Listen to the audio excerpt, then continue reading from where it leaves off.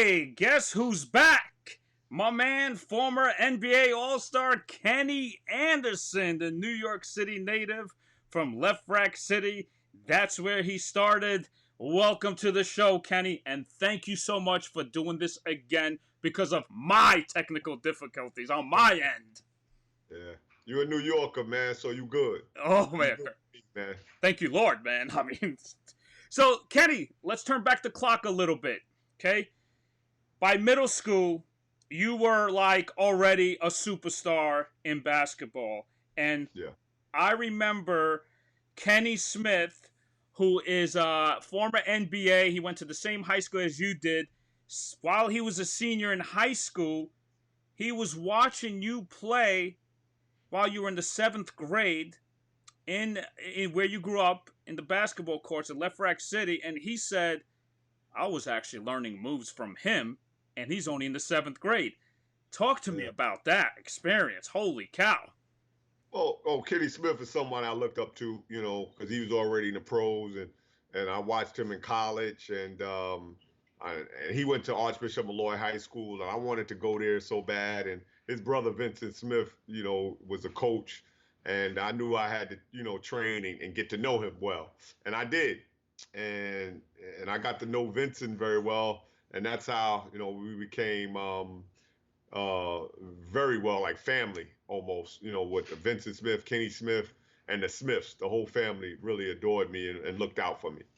So they really took you under their wing, right? And you had a strong meaning, especially with Vincent, right? Tell me about that meaning. What was so special about him? He was like a father, Mm. father figure, to me. Growing up, without a father at the time, living in Left Rack City, with no one to look up to. He was there. Vincent Smith was the brother of Kenny Smith, who I looked up to. So it was big for me to get someone in my life at a time when I was growing, and that's I just think the world of him. Yeah, I know because, I also grew up without a father. I know what it's like when you have a father figure take you under your wing and lead you Yeah. to the right direction because, when you were growing up, your mother, she was there for you, but she wasn't there for you, but your father wasn't there for you, right? Yeah, my father wasn't there. He was on drugs and this and that. And my mother was always there for me. But you can't always raise a young man in the city by yourself. You Right. gotta have something. You gotta have someone or somebody to help you. I think the whole left rack where I grew up at really watched me and took care of me. The whole left rack, and those guys wanted to see me be something with myself in my life, and they knew I could, playing basketball. Kenny, your ball handling skills was off the hook. Yeah. How did you develop that skill? Was it a natural talent or you just, with the lights off, you would just practice dribbling? What was it? What was so special about you with the dribble? Well, it was a God-given talent, but Yeah. then I just worked on stuff like you said, in the apartment, dribbling the ball. I wasn't supposed to dribble the ball in the house, but I did. Right. With the lights on, with furniture, just getting through furniture. I used to just, pick, mess with drills. I did this. I used to go to the store for my mother across the street, eggs, carrying eggs, Uh huh. and dribbling the basketball. So I wanted to see if the eggs would crack when Oh I my dribbled, God. and majority of the time they did. Majority of the time they did. One maybe crack. I said, I don't know. Maybe I picked the wrong ones, mom. But one crack. But it was things like that I did to Ken, work on my ball handling skills. wow, that's awesome. When you guys played, right? When you were a kid, Yeah, like in the middle school, and there were older kids, yeah, and you know how in New York City I got necks. Would they look at you yeah, like this? Excuse me? You can't hang with us. Who are you, right? And then all of a sudden you're like, okay, I'll show you. And they're like, whoa, this guy's no joke, right? yeah. That's what happened in left rack. They would Mm-hmm. laugh at me, throw my ball over the fence to the pool. I had to go to the pool, get the ball, and then I went off. And then I went off the court and played on the monkey balls until I got a little bigger and guys let me play with them, and they were like, "Whoa!" I was doing some things with the ball and that they couldn't do at at an age where they should have been able to do it. They couldn't. You know what I mean? So it was one of those things in my neighborhood. Did you like hustle? Try to make money and stuff like that? No, I did, but then I just I didn't. It wasn't a lot of money, so I was like, "Why am I hustling? Why don't we just get back into the park?" I just played basketball. Mm-hmm. Um, I played basketball in the Lost Battalion Hall when it rained. I would go up there. I would walk up to the Lost Battalion Hall. It was a recreation center from Lefrak City, from where I lived at, and I just went to school. I went to school, and I knew I wanted to go to Malloy, but when I went to Malloy, I had to get, I had to pass. I had to pass. I had to take different courses because I went to IS 61, Mm-hmm. 7th and 8th grade. That was in but by Lefrak, and then I had to pass a test to get in Malloy, and I went up to the school and I passed it. So it was great. Now, Archbishop Malloy, it's a very good athletic school. You have a lot of famous names. I think Lou Carnesecca went there. You had Governor Cuomo, who's the government right now in New York, trying to take care of us with this coronavirus. Yeah. But there was some guy that told you, "Hey, I'm going to pay for your tuition, but you better maintain a B average," right? Was that true? Yeah, it was Howie Lawrence. It was a cab driver, worked for Con Edison. He coached the girls. He coached the girls team, and he just saw something in me. He just saw something in me, and he wanted to help me. He helped me a great deal because I didn't need Riverside Church, Hawks, or Gauchos to pay my high school tuition. Howie Lawrence did pay my tuition, and it was great. And too bad he's not here today to see me coach and to see how well I turned out. It's too bad. Howie Lawrence is somebody I will always remember, and he's really built. He's in my heart, man. I really appreciate him. You never forget where you came from. So now you go to Malloy, all right? Yeah. Bottom line is you're a starter. Your freshman year, you were the only person that ever started 4 years in a row. But there was another guy, and what was his name? I didn't start. Excuse me. Take that back. I didn't start my freshman year. Well, how come in the magazine they said that you started? I read something about that. No, I played 3/4 my freshman year. Okay. 3/4 my freshman year, and then after that I started. Okay, so junior he didn't believe. Yeah, he didn't believe Coach Jack Curran, who I'm, to this day, who's my favorite coach. Not my favorite coach, but a coach that I needed in my life to provide the instructionals of playing the game the right way. Right. Jack Curran, and he was that guy. He was the coach. How many colleges wanted you? The whole nation, Kenny? Did everybody want you? Yeah, the whole nation wanted me. I got a box full of letters, since freshman year. I didn't get them until my junior year. He would keep them all in the back, and he said, he's going to get your head up, your head too big. Just get them your junior year. And by then, I didn't care. I didn't care about colleges. I just wanted to do well for myself, and do well academically and do well for myself basketball-wise. I just knew everything was going to work itself out. So in Malloy, you were so good that you had to practice mock interviews, like to make sure you're saying the correct stuff. Yeah, I just interviews. It was the papers was big back then. The Newsday, the Daily News. I went on to some television shows. I was really big in New York. I was bigger than the Knicks, the Nets, the Giants, the Jets, the Islanders, the Ray. I was big in New York, man. I've gotten so much attention. It was crazy. So I had to really do mock interviews.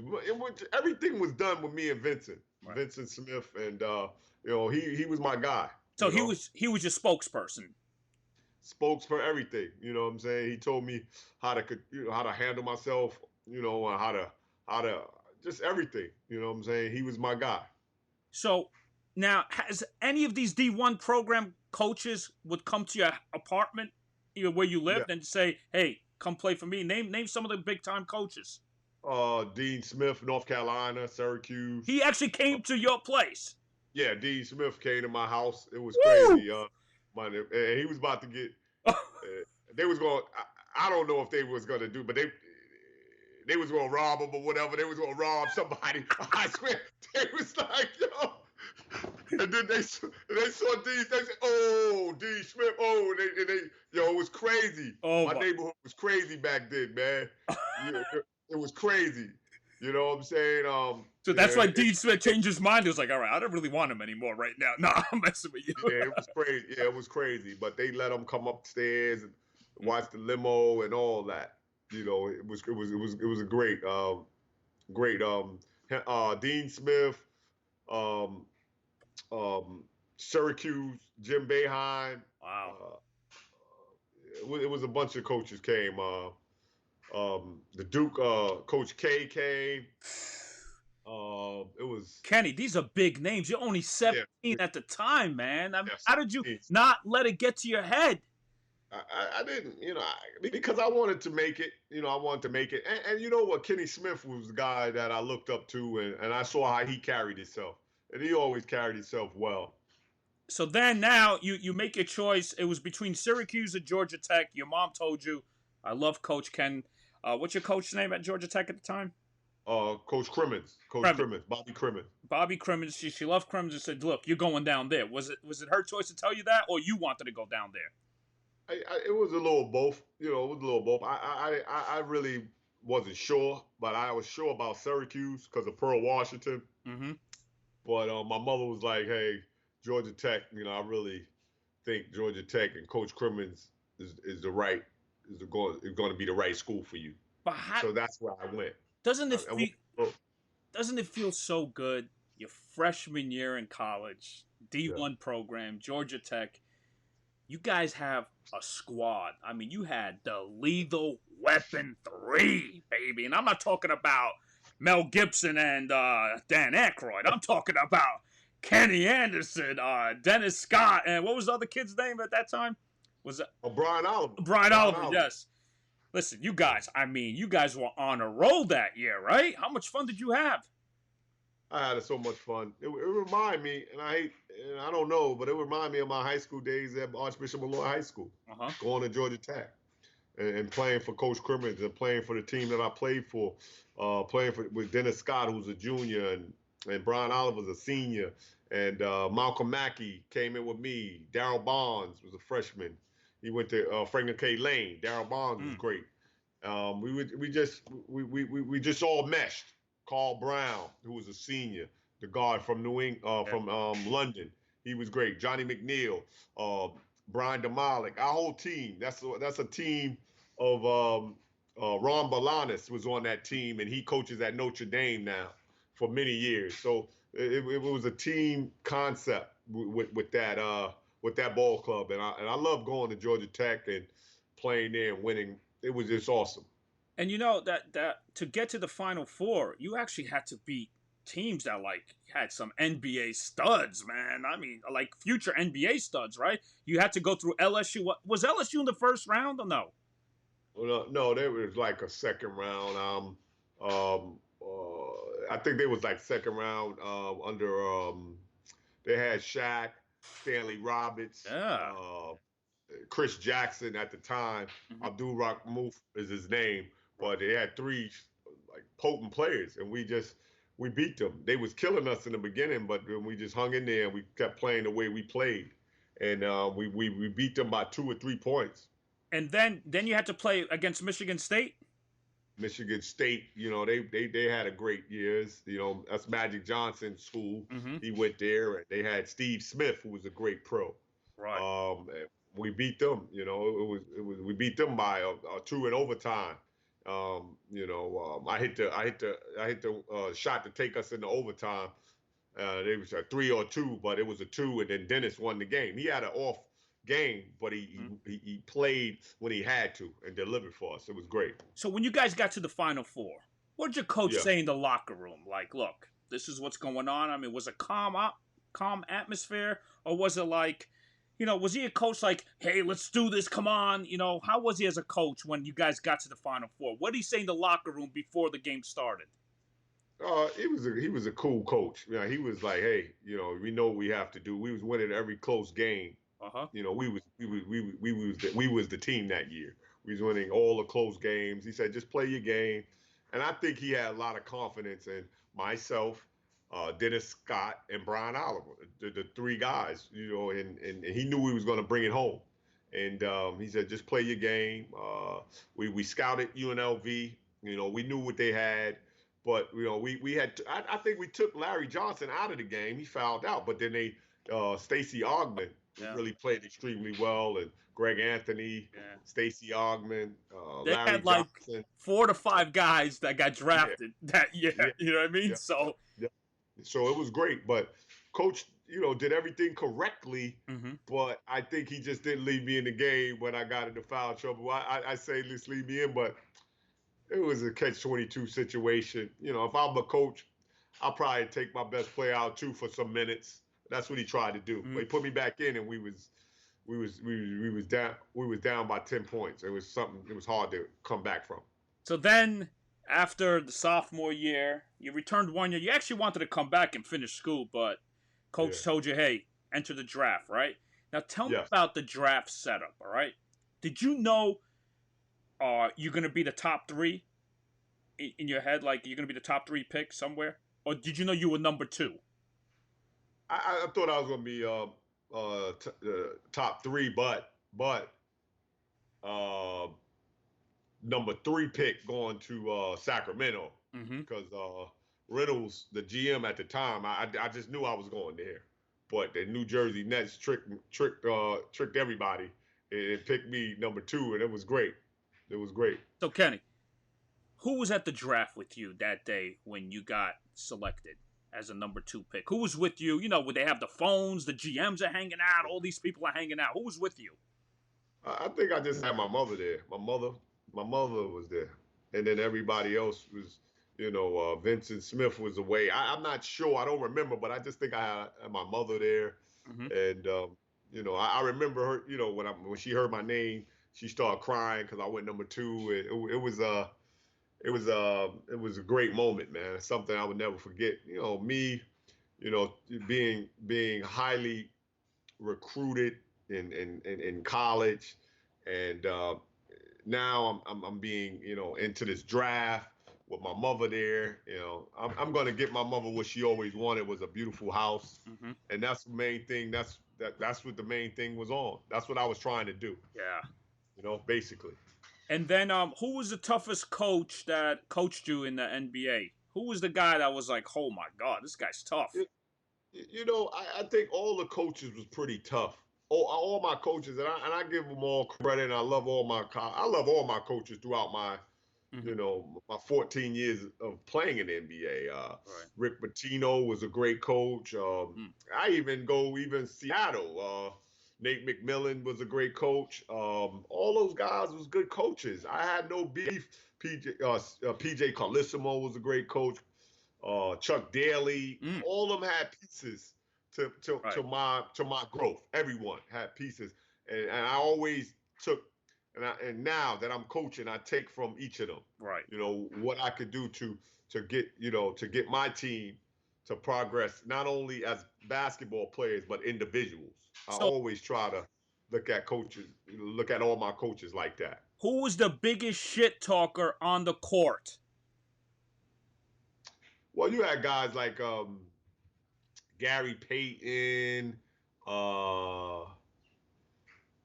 Gary Payton was some of his stuff was funny. Yeah. I don't really remember, but some of the guys would talk a lot. He would talk a lot.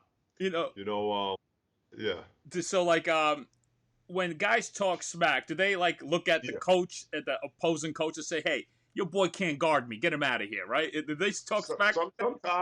Sometimes, but I never heard it. But sometimes they do that. Mm-hmm. They do that to the coaches and they talk to the coach. But sometimes the coaches just so tuned into the game that they don't even give the player the opportunity to talk to them, and that's what it should be.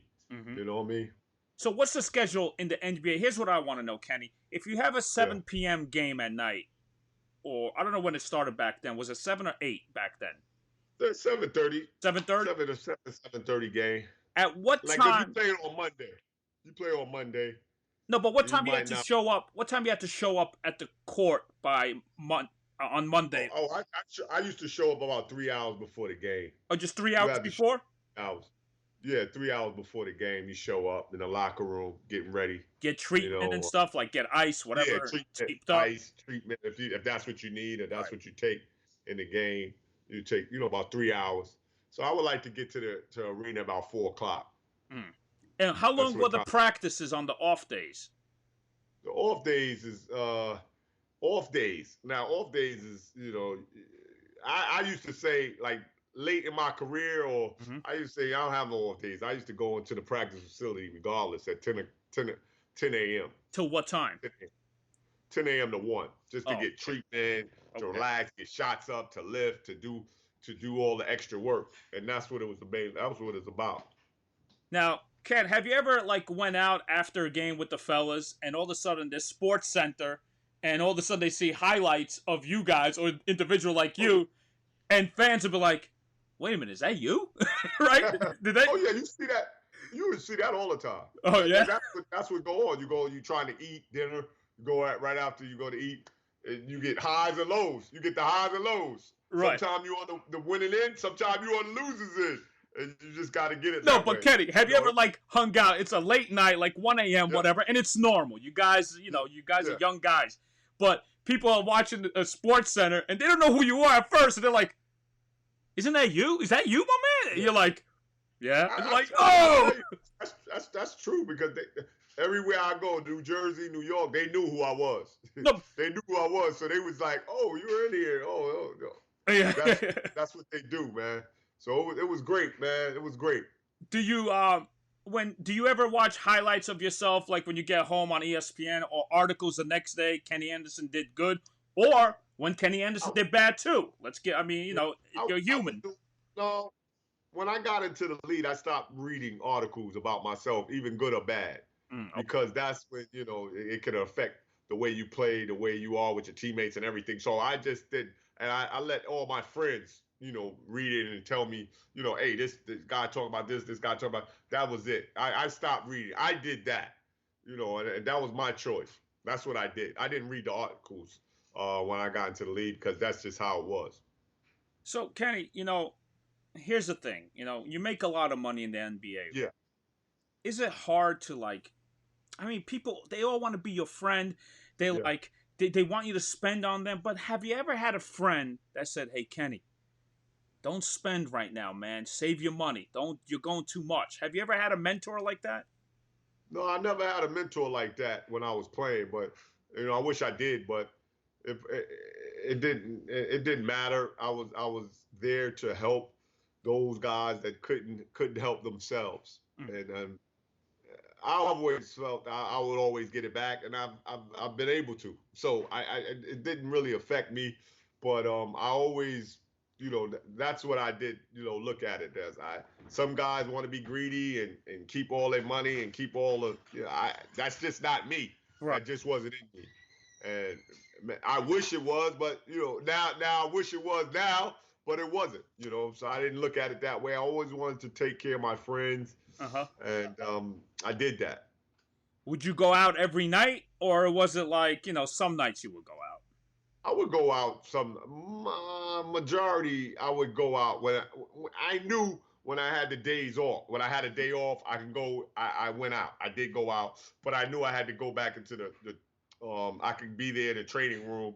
Oh, I could go. I could get my sleep. I could go in there at 1 because we got off tomorrow. We got off tomorrow, so I was able to channel all my energy into sleeping and resting, and then 1 o'clock go over to the practice facility and work out. So Kenny, it's tough when you retire, right? When Yeah, time's yeah, up, your muscles are getting older. It's time to go. yeah, Every human being, every athlete does that. It's time to go, yeah, right? How hard was it when you're like, "Wow, I'm not playing anymore. What am I doing with my life now?" Right? I mean, did you have yeah, thoughts like that? yeah. It was tough, for me. My mother had passed away in I'm sorry to hear 20, that, by the way. yeah, 2005 when she passed, and I was almost out. I was out the lead, but I was waiting to hear some calls back for some other teams, maybe to get on for about 2 more years, 3 more years. And when she passed, I was like, God, I don't want to play no more. Told my agent, I'm done. You know what I mean? I'm done. And it's time to get back. I didn't know what I was going to do, so I got into coaching, my son's AAU team. Then I coached the high school. I didn't know. I just wanted to give back, and that's what I did. So you coached at this yeshiva, right? In down in Yes, Florida. Shiva. Yep. Things happen, Kenny. We're not gonna judge Yeah, it, right? Bosbeck High School. Right. But you could talk about it. I got a DUI, Right. my first and only one.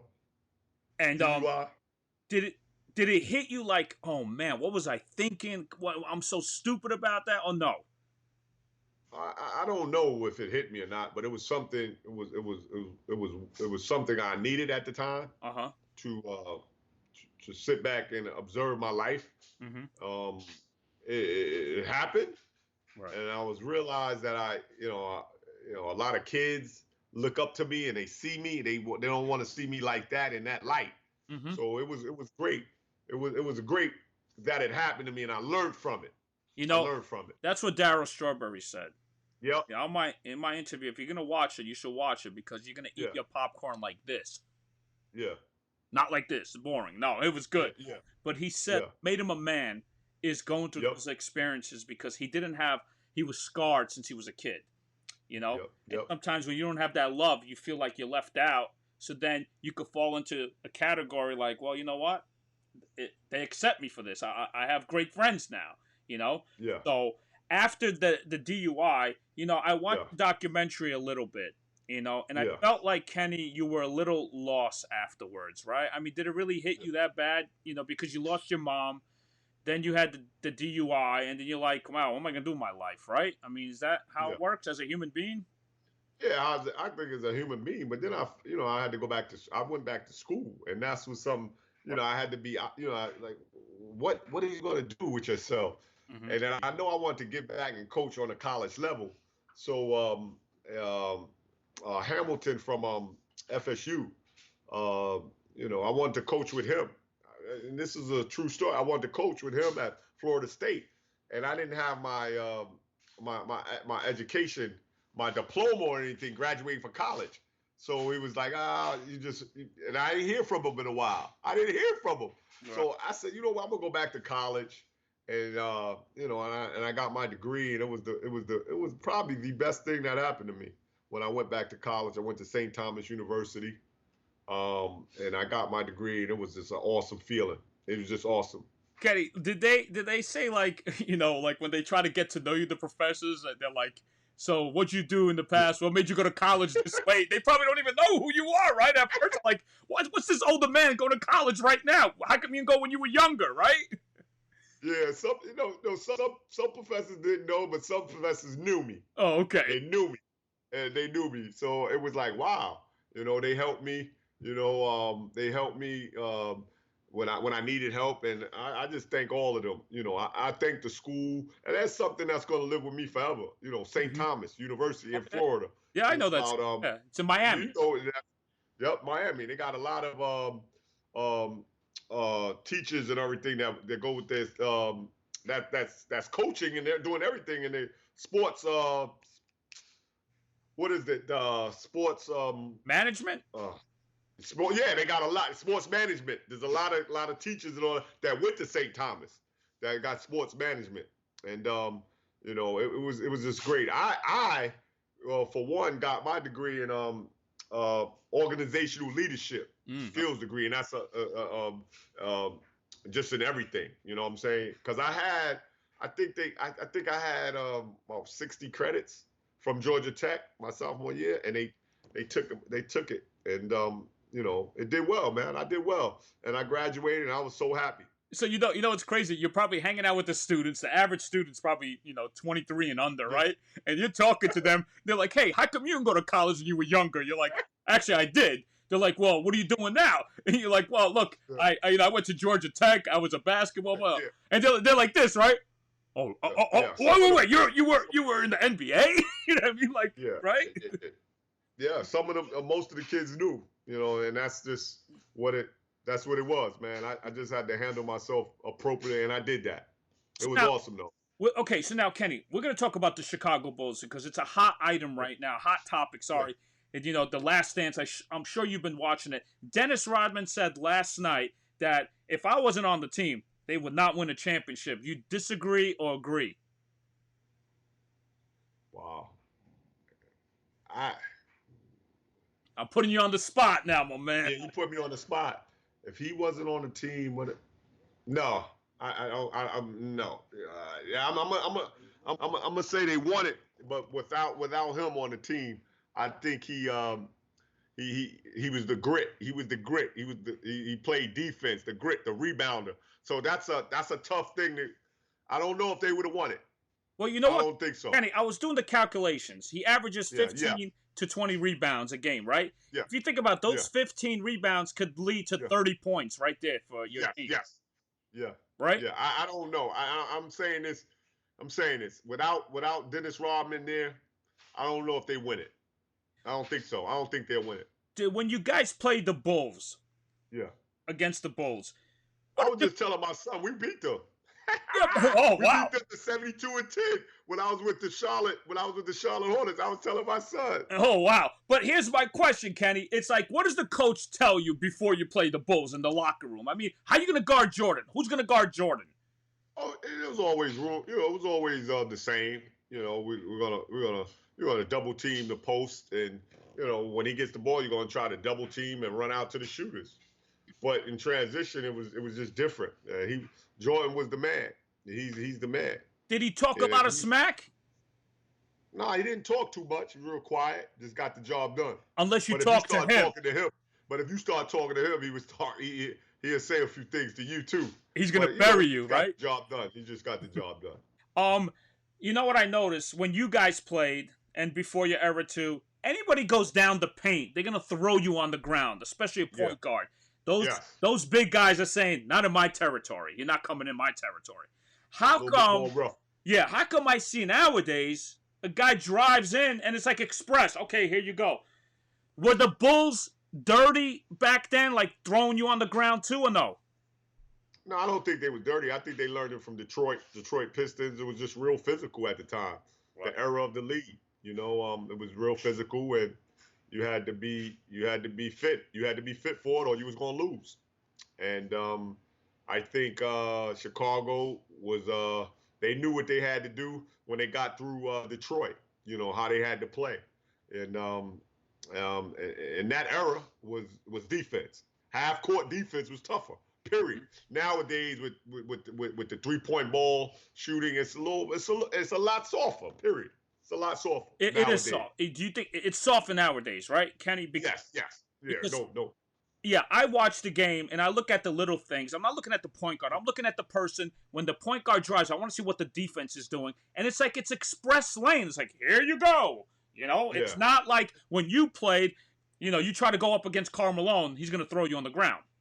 So look. So back then when we played, it was post players. Post. Karl Malone, Patrick Ewing, David Robinson, Tim Duncan, those guys, Akeem Olajuwon. There's no post now. Everything is off the perimeter, going a guard or 2 guard or 3 guard, just shooting threes. So it makes it a lot different. Did you play with any of these former Bulls on your team? Out of all the teams you played with, any former Bulls? No, I never played with a former Bull. Okay. I never played with a Bull. Never played with a Bull. Yeah. And against the Pistons back then, were they still dirty in the 90s too? Yeah, they were. They was getting old and they got injured. Isaiah got injured my first year. So I opened up the season my rookie year against them, and we lost. But I had 11 points. I played very well. And then he got injured, Achilles, and then he didn't play that whole year. But Detroit wasn't the same. It wasn't the same. Kenny, who was the toughest guard that guarded you? Like you were like, yo, this guy's tough. Every player has that guy. Yeah. Every day, I'd say Kevin Johnson. I had to really, when Kevin Johnson was a beast. Phoenix. He was with Cleveland. Then Mark Price was a beast. All those guys was great players, man. Kevin Johnson, Mark Price, Gary Payton, John Stockton, Stockton. Mark Jackson. Yeah. You know, it was all those guys was great. So you would guard the point guard, not the. Or you guys would switch to the number two, the shooting guard. Oh, you switch. You had to switch. Right, with the If you picks, switch, right? you switch. The one and the two, you had to switch. But you know, we didn't switch majority of the time. You know, you had to play your guy man to man.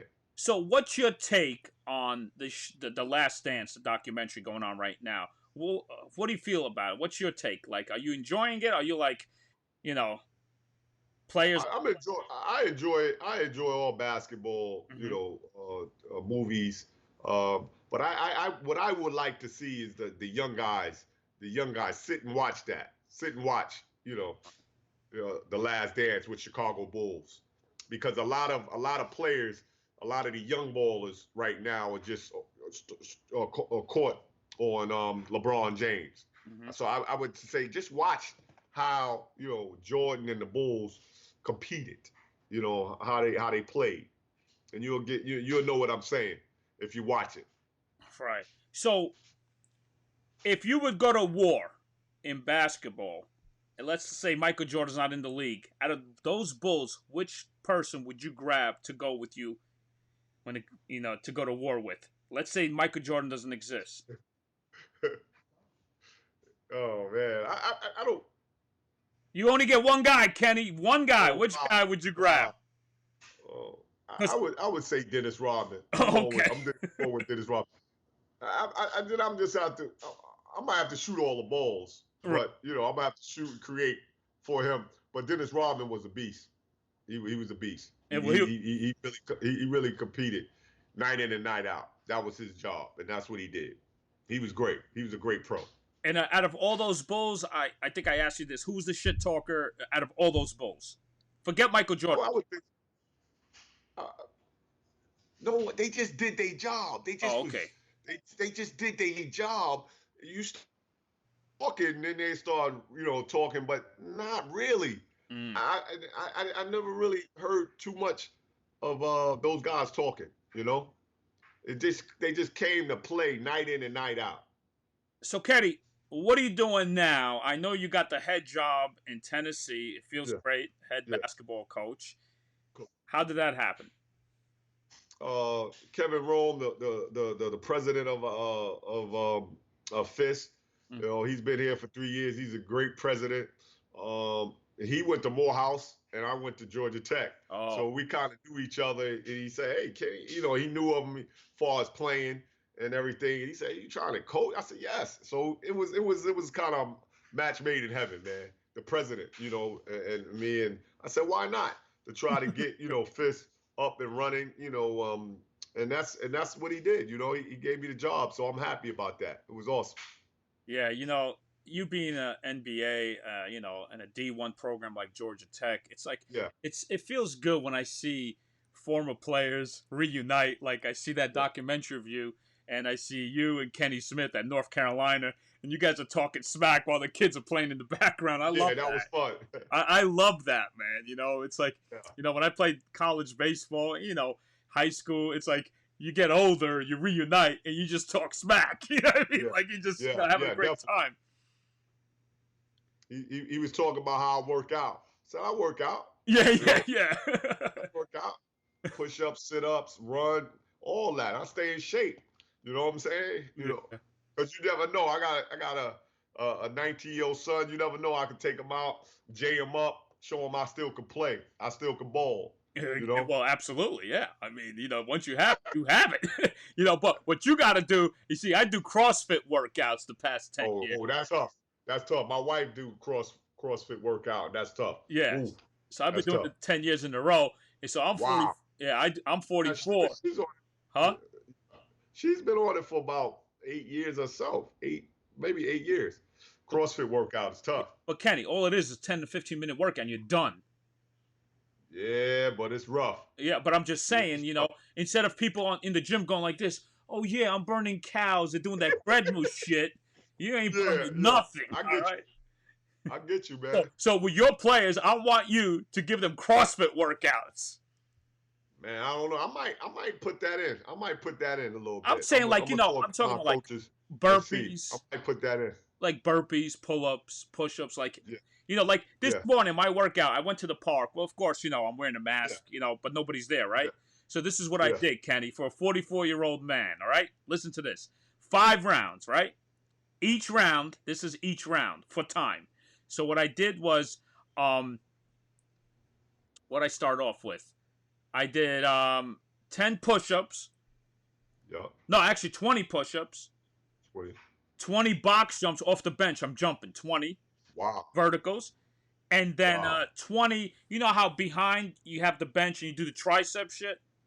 Yeah, yeah. I Okay, got. Yep. I know. 20, and then run 200 meters. That's 1 round. I did 5 rounds, Wow. Okay. Wow. That's tough. but there's no That's a weights. good Look, workout. there's no weights. Think about it. There's no weights. Yeah. That's your own body weight. Yeah, That's exactly. that's great. So when you Body weight. see those CrossFit workouts with body weight, program Yeah. that in with your kids, and you see the difference. Yeah. That's what I'm gonna do. I'm gonna add that in there. That's All right. great. See, you got Cause to you say, look good. You look good. You look "Oh, good. You got thank that you." big body work. Hell yeah, I got to be looking good. Otherwise, the ladies are not going to want me. You know what I mean?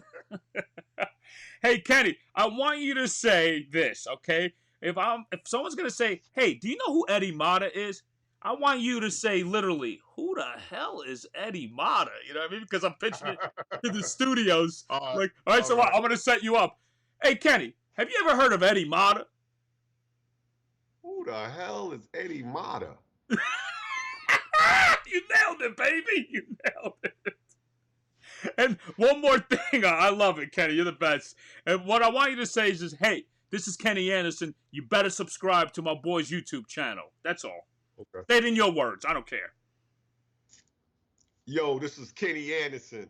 You better subscribe to my man YouTube channel.